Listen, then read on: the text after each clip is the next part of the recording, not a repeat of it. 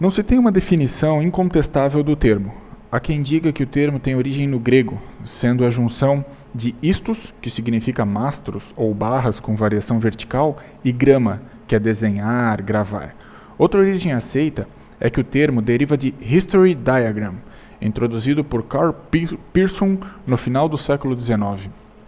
A ferramenta também é conhecida como diagrama de frequências ou distribuição de frequências. No decorrer do vídeo, veremos por que ela é chamada assim. Ela foi desenvolvida pelo francês Guéry em 1833 para descrever a sua análise sobre o crime. Conceitualmente, histograma é a representação gráfica da distribuição de uma massa de medições. O histograma é basicamente expressado em um gráfico de barras verticais ou horizontais.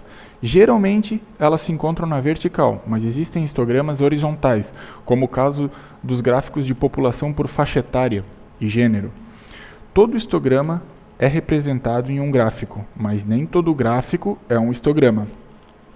O histograma ajuda a conhecer as características de um processo ou lote de dados. Com ele, é possível verificar onde os dados estão concentrados e a distribuição deles.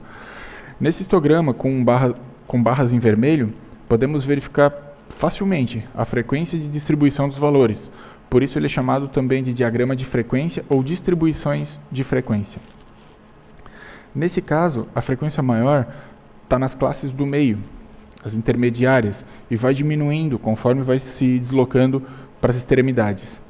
A quantidade de classes, que é cada barra dessas ali, que serão apresentadas, varia conforme a necessidade.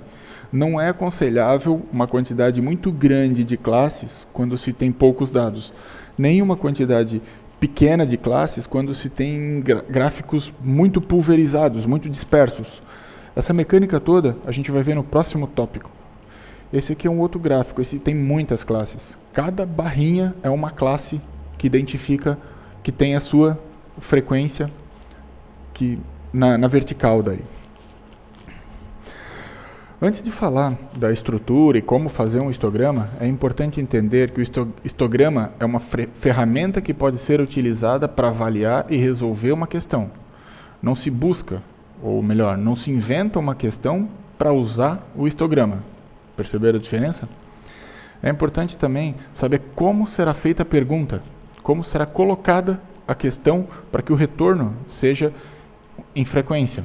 Por exemplo, o histograma não serve para comparar a produção por produto, de um produto para o outro, mas ela serve para verificar a frequência de produção em cada hora do dia, ou em cada dia do mês, por exemplo, de um produto, de todo um setor, ou mesmo de toda a empresa. Para usar a ferramenta, inicialmente é necessário que se tenha uma quantidade X de dados, previamente coletados especialmente para o histograma ou dados que possam ser analisados através do histograma. Começamos calculando a amplitude, representada pela letra R. O cálculo é feito encontrando a diferença entre o maior valor e o menor valor dos dados coletados. Em seguida, define-se a quantidade de classes necessárias ou que se deseja analisar. Esse quadro é uma sugestão genérica. Aqui ele define a quantidade de escalas conforme o tamanho da amostra que se tem. Mas isso não é uma regra. Vale muito o bom senso. Conhecendo a amplitude e a quantidade de classes que serão apresentadas, podemos calcular o intervalo dessas classes. Esse intervalo é representado pela letra H. Ele é a faixa de valor onde os dados serão alocados.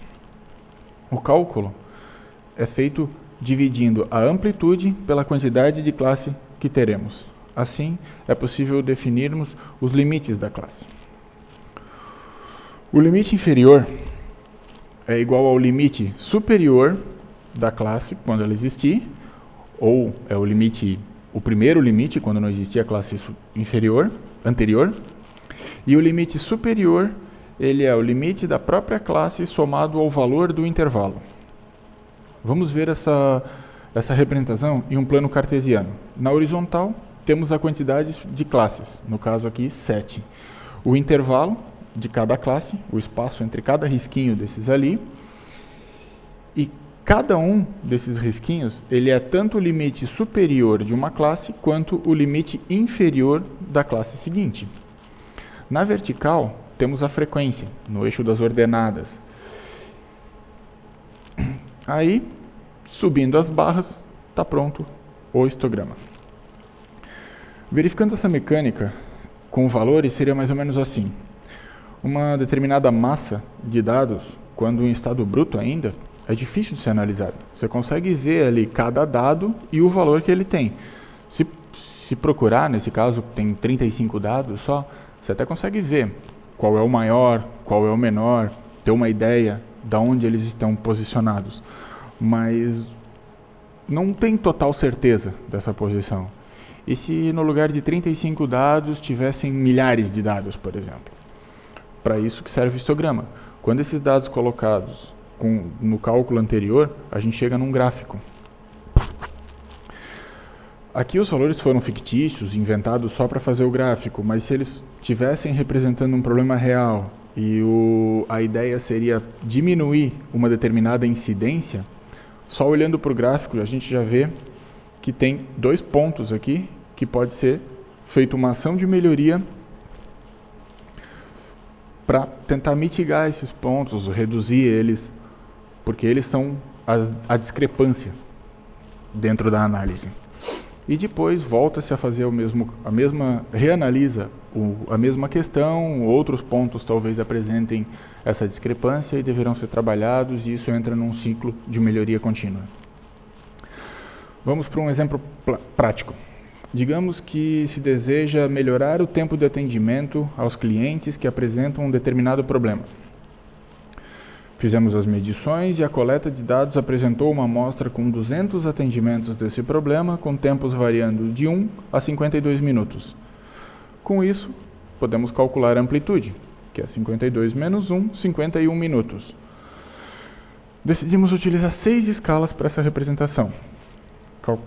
Com as escalas e a amplitude, podemos calcular o intervalo, que deu 8,5, que é 51 sobre 6. Tendo o intervalo e as classes, podemos montar a matriz, onde vão ser arranjados todos os 200 dados. Colocando eles todos dentro da matriz, a gente chega na frequência. Antes mesmo de fazer a representação gráfica, só olhando a matriz que foi montada, já dá para ter uma ideia do cenário. Isso porque a gente está conseguindo ter essa ideia de cenário, porque a quantidade de classes é pequena. Se tivesse aqui 30 classes, 40 classes, por exemplo, ia ficar bem difícil. Mas colocando isso num gráfico, já é possível perceber de cara onde está a maior e a menor quantidade. Aqui nesse gráfico dá para perceber que a frequência tende a diminuir com o aumento do tempo.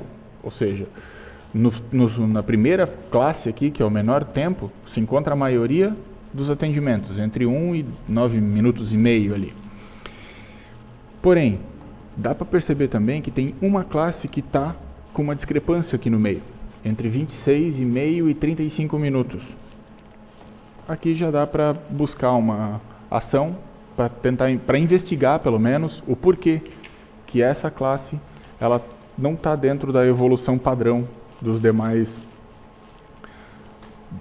dados, certo? E então era isso. Essa é uma breve explanação.